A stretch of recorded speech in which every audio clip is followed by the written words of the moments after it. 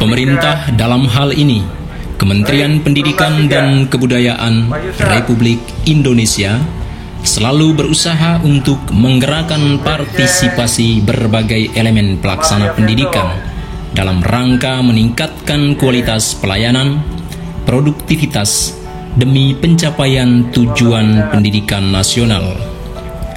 Usaha nyata dan rutin yang dilakukan salah satunya adalah pemberian dana bantuan operasional sekolah atau BOS kepada setiap sekolah mulai dari SD, SMP, SMA, SMK, dan SLB. Dana yang jumlahnya terbilang sangat besar ini hasilnya harus bisa diukur baik secara kuantitatif maupun secara kualitatif dan harus dipertanggungjawabkan pemanfaatannya. Untuk itulah maka mutlak diperlukan sosialisasi tentang teknis pengelolaan dana BOS demi menghindari kebocoran atau penyimpangan dalam pemanfaatannya. Dalam sosialisasi yang akan dilaksanakan selama 3 hari ini, Bapak Kepala Dinas Pendidikan dan Kebudayaan Provinsi Nusa Tenggara Timur, Linus Lusi SPD MPD, akan menyampaikan materi utama, yaitu kebijakan pemerintah dalam penyaluran dana BOS. Materi ini dapat dijadikan acuan atau rujukan dalam pembahasan mengenai materi teknis pengelolaan dana BOS. Pemanfaatan dana BOS tentunya mengikuti pedoman atau juknis yang telah ditentukan. Namun demikian harus menjadi warning bahwa realisasi item kebijakan dalam dana BOS hendaknya bermuara pada terwujudnya program pemerintah daerah Nusa Tenggara Timur, yaitu NTT Bangkit, NTT Sejahtera. Kegiatan sosialisasi hari pertama diikuti oleh 6 kabupaten kota, yaitu Kota Kupang, Kabupaten Kupang, TTS, TTU, Kabupaten Belu, dan Kabupaten Malaka.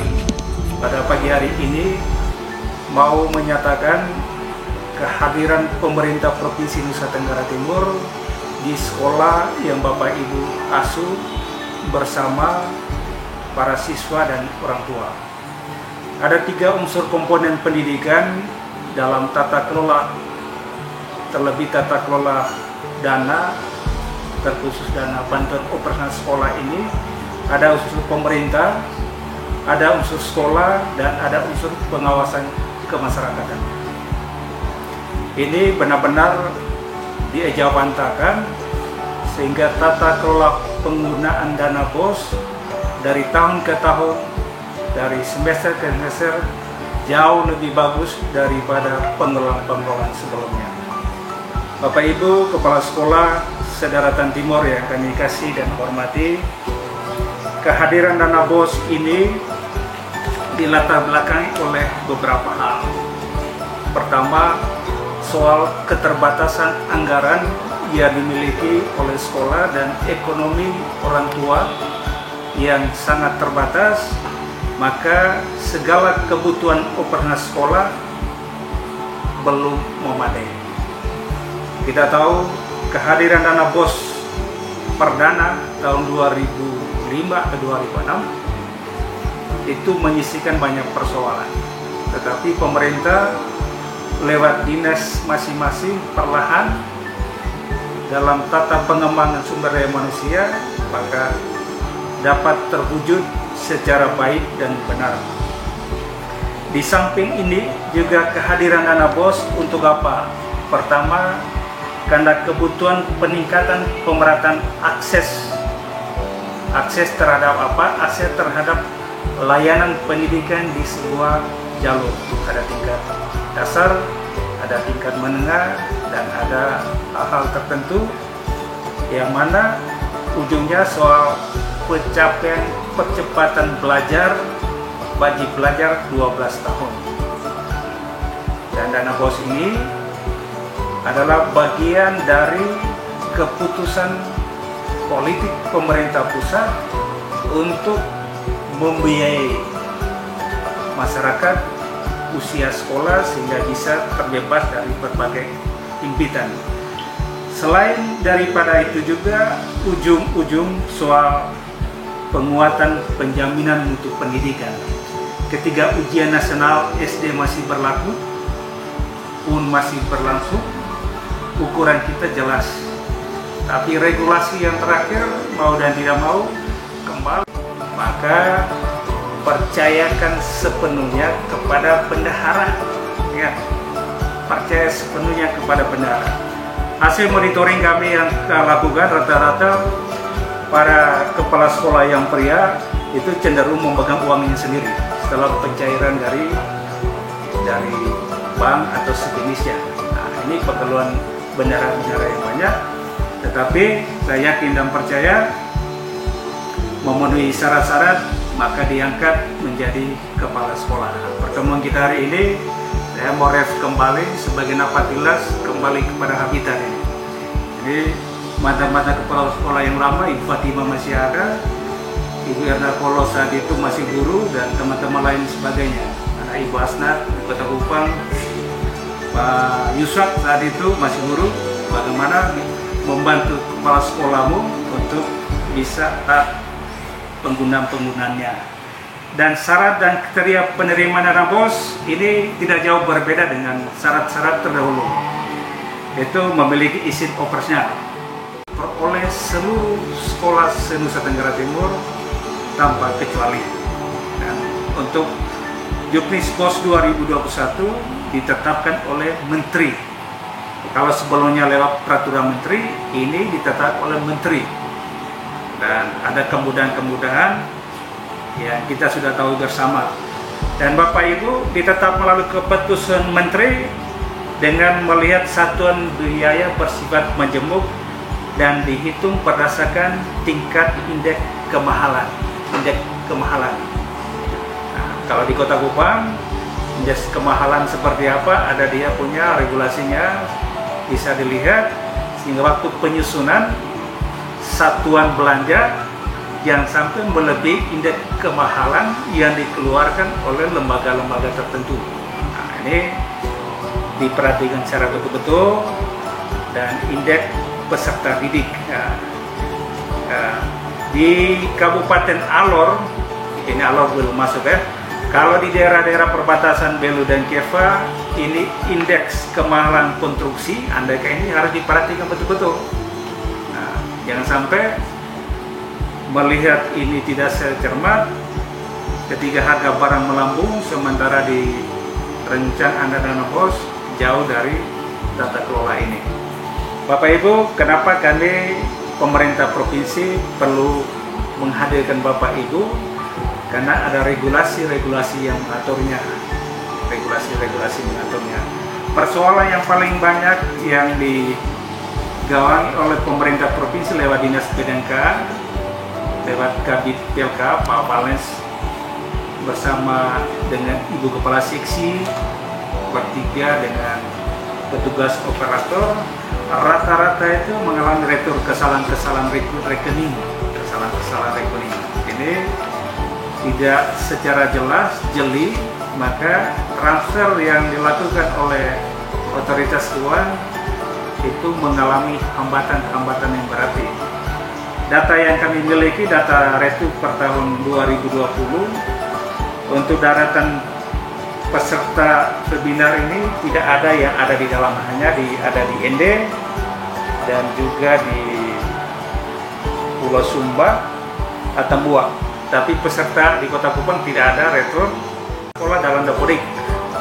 Nah, perhatikan Bapak Ibu Kepala Sekolah, dapodik bagi yang pegang operator benar-benar diberi perhatian lebih.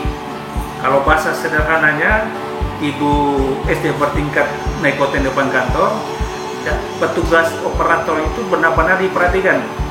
Untuk seluruh kepala sekolah Pak Agus di Kota Kupang, nah, itu tidak boleh bermain-main dengan mereka, kasih kenyang mereka betul-betul. Ibu Fatima, kasih kenyang mereka betul-betul, karena mereka sangat tahu persis situasi dan kondisi. Kalau dia geser data sedikit, ke kepala sekolah pusing sendiri. Nah, maka perhatikan mereka punya kebutuhan-kebutuhan seperti apa, benar-benar menjadi esa tersendiri. Selain itu juga koordinasi dan sosialisasi. Ini kita akan berbicara koordinasi sosialisasi. Pertanyaannya, kalau kabupaten kota kekurangan dana, maka ini kepala bapak dan ibu gunakan seperti apa yang sudah berjalan selama ini lewat musyawarah kerja kepala sekolah, gugus atau kecamat atau kabupaten, sehingga saling mempelajarkan satu sama lain. Di samping itu juga pastikan semua rencana anggaran sekolah disahkan oleh kepala dinas. Jadi Pak Dumur Jambi, kepala dinas belum sahkan, maka segera sahkan. Kemudian di Pak Epi di Kabupaten Timur Tengah Selatan disahkan betul-betul. Kabupaten Kupang, Pak Im, nah, jalin komunikasi yang bagus, yang benar dengan satuan kerja Timbos, Kabid, dan juga kepala dinas setempat. Jangan membelakangi mereka Bapak Ibu kepala sekolah. Nah, dari ini komunikasinya saya kira ini kepala sekolah sangat berpengalaman semua. Maka ini diperhatikan baik-baik. SDK Santa Angela Atambua. Nah, itu gedungnya sangat bagus, akreditasinya A. Maka subsidi dari orang tua, dari dana BOS, maka kegiatan akademik dan non akademiknya benar-benar dimunculkan ini. Nah, jadi dana-dana yang dikeluarkan dari pemerintah pusat bagi bapak dan ibu, peruntukannya pasti jelas, semua jelas.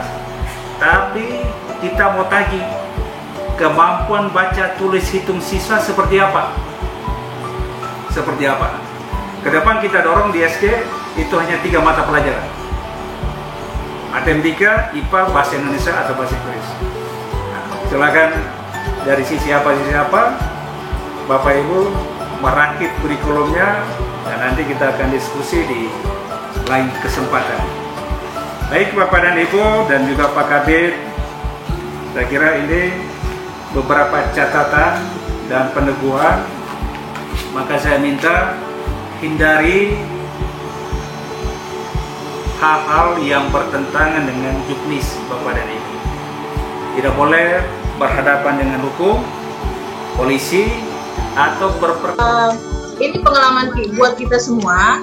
Kalau Bapak Ibu menerima dana BOS ada yang kurang dari SK, bukan dari data real sekolah ya, dari SK, harap langsung menghubungi dinas. Ada yang terima lebih atau yang terima kurang, yang tidak sama dengan SK, langsung menghubungi. Tentang prinsip penggunaan dana BOS ini yang berhubungan dengan yang kita informasikan ini adalah jadwal pelaporan yang disampaikan oleh pihak kementerian. Waktu kita sudah selesai sampai dengan jam 2. Akibat karena tidak terbuka menjadi masalah hukum.